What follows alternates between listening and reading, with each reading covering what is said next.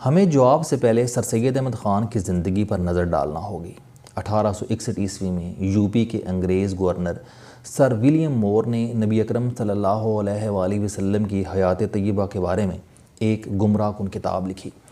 یہ کتاب پڑھ کر برصغیر کے مسلمان تلملا اٹھے اور اس وقت کے تمام علماء، اساتذہ، مفتیان اور چھوٹے بڑے کاروباری حضرات نے بطور احتجاج انگریزی تعلیم، انگریزی کتابوں، انگریز اساتذہ اور پادریوں کے بائیکاٹ کا اعلان کر دیا۔ علماء کرام سارا دن مسجدوں میں بیٹھ کر انگریزوں کو جہنم واصل ہونے کی وعید سناتے رہتے۔ مسلمان نوجوان عیسائیوں کے گرجا گھروں پر حملوں کے منصوبے بناتے رہتے، جبکہ عام شہریوں نے انگریزوں کی نوکریوں کا بائیکاٹ شروع کر دیا تھا۔ اس وقت ہندوستان میں چندہ جمع کرنے کی مہم بھی شروع ہوئی۔ مسلمانوں نے ایک خفیہ تنظیم بنائی جس نے گھر گھر جا کر چندہ جمع کرنا شروع کیا۔ اس تنظیم کا کہنا تھا کہ اس رقم سے فدائی تیار کریں گے اور یہ فدائی ولیم مور کو ڈھونڈ کر قتل کر دیں گے۔ یہ لوگ بڑی مدت تک چندہ جمع کرتے رہے، لیکن اس کا کوئی نتیجہ نہیں نکلا۔ ہندوستان کے مسلمانوں نے بطور احتجاج اپنے بچوں کو سرکاری اسکولوں سے بھی اٹھا لیا۔ ان کا کہنا تھا کہ جب تک ولیم مور معافی نہیں مانگے گا اس وقت تک ہم اپنے بچے اسکول نہیں بھجوائیں گے۔ لیکن اس سارے کراؤڈ میں سر سید احمد خان واحد ہندوستانی مسلمان تھے جنہوں نے کتاب کا جواب کتاب سے دینے کا فیصلہ کیا۔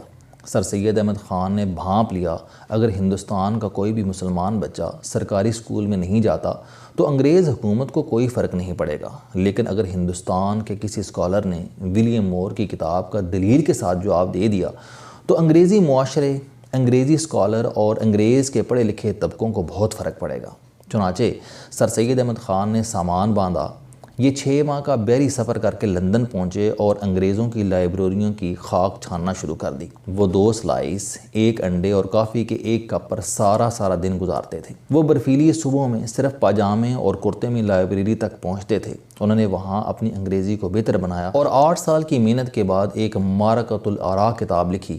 اس کتاب نے نہ صرف یورپ کے باشعور طبقے کو ہلا کر رکھ دیا بلکہ دوسرے گستاخ مصنفوں کے گستاخ ہاتھ بھی روک دیے۔ سر سید احمد خان کی اس کتاب کے بعد ثابت ہو گیا کہ بچوں کو اسکولوں سے اٹھانے، انگریزی کتابوں کے بائیکاٹ اور مسجدوں، درگاہوں اور مدرسوں میں انگریزوں کو بددعائیں دینے کا طریقہ غلط تھا، اور سر سید احمد خان کی اپروچ درست، کیونکہ کتاب کا جواب کتاب اور دلیل کا جواب دلیل سے دینا بہترین طریقہ ہے۔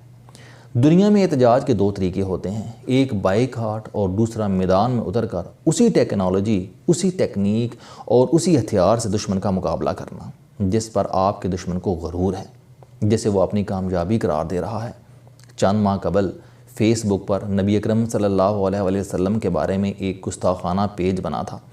میں نے یہ پیج نہیں دیکھا کیونکہ میں گستاخی پر مبنی کوئی چیز دیکھنا، سننا یا پڑھنا گناہ سمجھتا ہوں۔ تاہم میں اس پیج کے بارے میں خبریں اور SMS ضرور پڑھتا رہا۔ ان خبروں اور ان SMS میں نبی اکرم صلی اللہ علیہ وسلم سے محبت کا واسطہ دے کر مسلمانوں سے فیس بک کے بائیکاٹ کی اپیل کی جاتی تھی۔ اس کا یہ نتیجہ نکلا کہ پاکستان کے لاکھوں بچوں اور بچیوں نے فیس بک استعمال کرنا بند کر دی۔ میں اس وقت بھی اس رویے کا مخالف تھا اور میں آج بھی اس رد عمل کو غلط سمجھتا ہوں۔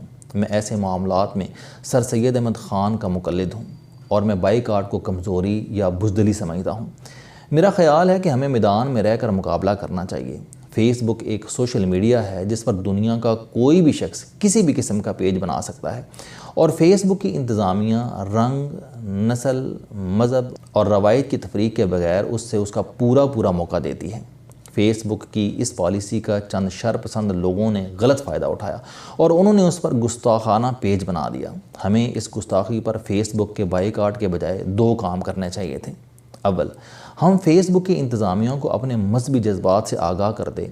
ہم اسے بتاتے کہ عالم اسلام اس گستاخی پر ناراض ہے، چنانچہ یہ صفحہ فوری طور پر بند کر دیا جائے اور آئندہ کوشش کی جائے کہ فیس بک پر اس قسم کی گستاخی نہ ہو۔ اور دوم، ہم لوگ اسلامی دنیا کا کوئی ایسا سوشل میڈیا بنا لیتے، اس سوشل میڈیا پر 58 اسلامی ممالک کے بھائی اور بہنیں فیس بک کی طرح ایک دوسرے کے ساتھ انٹریکشن کرتے، اور اس اسلامی سوشل میڈیا کی کامیابی فیس بک جیسے اداروں کو پریشان کر دیتی۔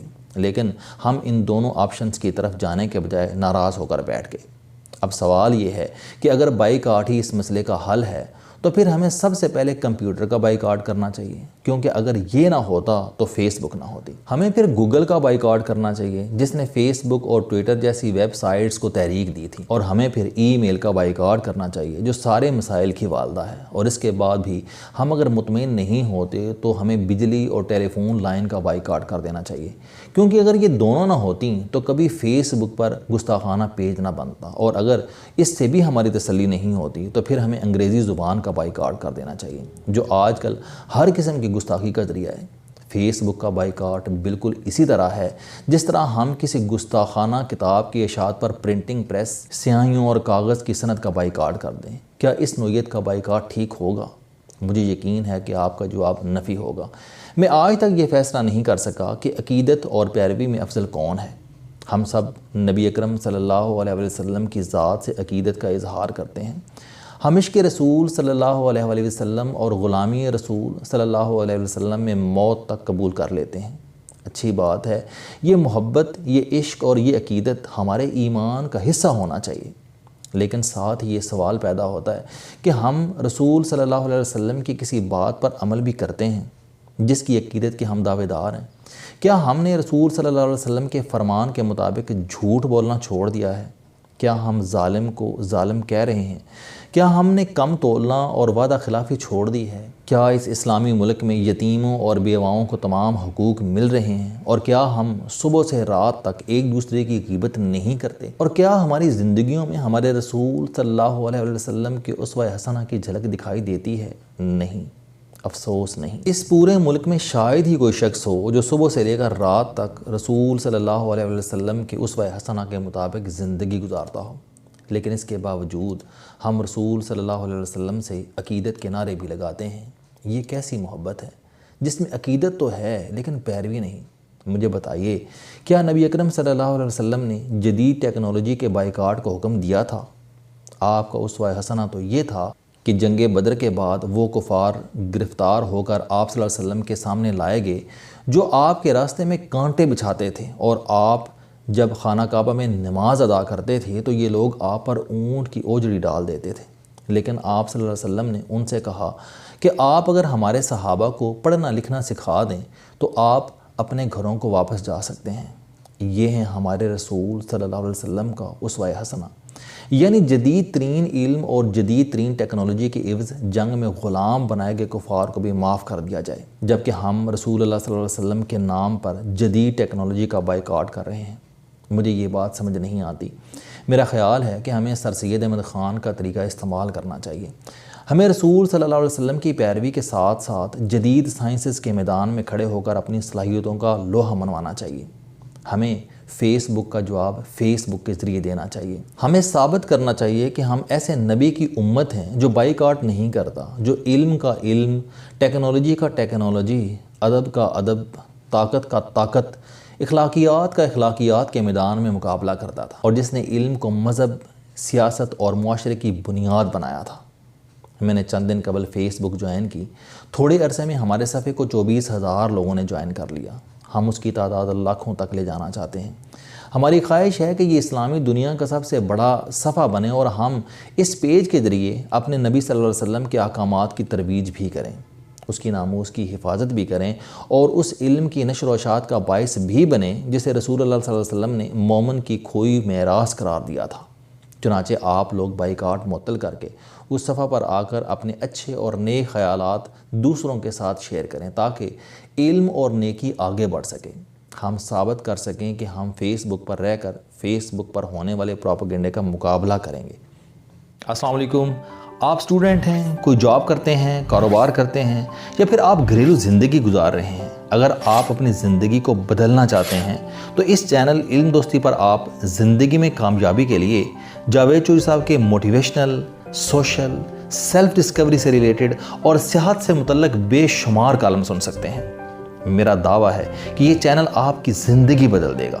اس چینل کا مقصد اچھی باتیں معاشرے میں پھیلانا ہے، اور اچھی بات کو دوسروں تک پہنچانا صدقہ جاریہ ہے۔